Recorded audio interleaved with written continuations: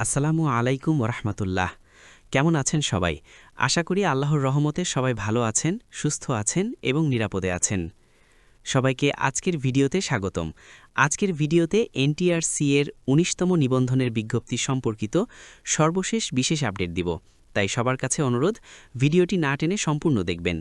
বেসরকারি শিক্ষা প্রতিষ্ঠানে প্রবেশ পর্যায়ে শিক্ষক নিয়োগের লক্ষ্যে ১৯তম শিক্ষক নিবন্ধনের বিজ্ঞপ্তি প্রকাশের উদ্যোগ নিয়েছে কর্তৃপক্ষ।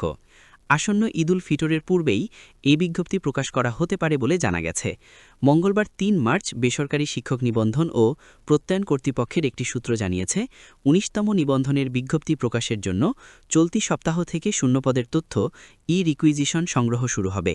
ই-রিকুইজিশনের জন্য প্রতিষ্ঠানগুলোকে ১০ দিনের সময় দেওয়া হবে। এরপর ঈদের আগেই ১৯তম নিবন্ধনের বিজ্ঞপ্তি প্রকাশ করা হবে। তবে কোনো কারণে যদি ই-রিকুইজিশনের সময়সীমা বাড়ানো হয়, তাহলে বিজ্ঞপ্তি প্রকাশের সময়সীমাও পেছাবে। এ বিষয়ে জানতে চাইলে এনটিআরসি এর chairman Mohammad Aminul Islam the Daily ক্যাম্পাসকে বলেন, আমরা ঈদের আগেই ১৯তম নিবন্ধনের বিজ্ঞপ্তি প্রকাশ করতে চাই। বিষয়টি নির্ভর করছে শূন্যপদের তথ্য সংগ্রহের ওপর। ঈদের আগে বিজ্ঞপ্তি প্রকাশ হলেও আবেদন গ্রহণ শুরু হবে ঈদের পর থেকে। কোনো কারণে ঈদের আগে বিজ্ঞপ্তি প্রকাশ সম্ভব না হলে ঈদের পর বিজ্ঞপ্তি প্রকাশ করা হবে বলেও জানান তিনি। এদিকে বেসরকারি শিক্ষা প্রতিষ্ঠানে শিক্ষক নিয়োগের ১৯তম নিবন্ধনের পরীক্ষা এমসিকিউ পদ্ধতিতেই হবে বলে জানিয়েছেন এনটিআরসি এর চেয়ারম্যান মোহাম্মদ আমিনুল ইসলাম। এর আগে সামাজিক যোগাযোগ মাধ্যম ফেসবুকের বিভিন্ন গ্রুপ ও পেজে ১৯তম নিবন্ধনের লিখিত পরীক্ষা থাকবে বলে খবর ছড়ানো হয়।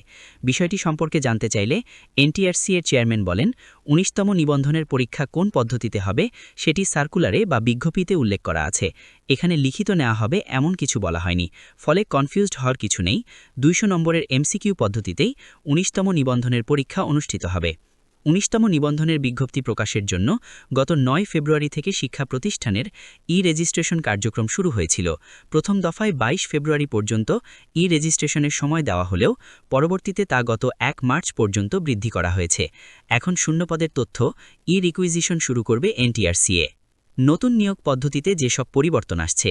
নতুন নিয়োগ পদ্ধতিতে স্কুল, কলেজ, মাদ্রাসা এবং কারিগরি ৩ বিভাগের জন্যই ২০০ নম্বরের পরীক্ষার প্রস্তাব করা হয়েছে। যদিও স্কুল, কলেজে এবং কারিগরিতে ১০০ নম্বর সাবজেক্টিভ এবং ১০০ নম্বর জেনারেল এবং মাদ্রাসার জন্য ১৪০ নম্বর সাবজেক্টিভ এবং ৬০ নম্বর জেনারেল করার প্রস্তাব করা হয়েছিল। তবে এভাবে বিভাজন করলে বৈষম্য তৈরি হতে পারে বলে মনে করছে শিক্ষা মন্ত্রণালয়। এজন্য ৩ বিভাগের জন্য একই রকম পরীক্ষা পদ্ধতি রাখার চিন্তা করা হচ্ছে। সূত্র বলছে, পরীক্ষা পদ্ধতি নিয়ে আলোচনায় অনেকে অনেক ধরনের প্রস্তাব করেছেন। স্কুল, কলেজে এবং কারিগরির জন্য একরকম, আবার মাদ্রাসার জন্য আরেক রকম।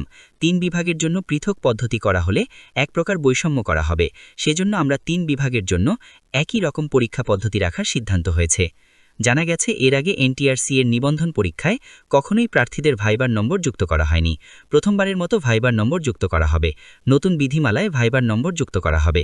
এ ব্যাপারে ইতিবাচক শিক্ষা মন্ত্রণালয়। এছাড়া প্রথমবারের মতো ১৯তম নিবন্ধনের বিজ্ঞপ্তি প্রকাশের দিন থেকে বয়স গণনা করা হবে। এটাই ছিল এনটিআরসিএ এর ১৯তম নিবন্ধনের বিজ্ঞপ্তি সম্পর্কিত সর্বশেষ আপডেট। সবাই ভালো থাকেন। আল্লাহ হাফেজ।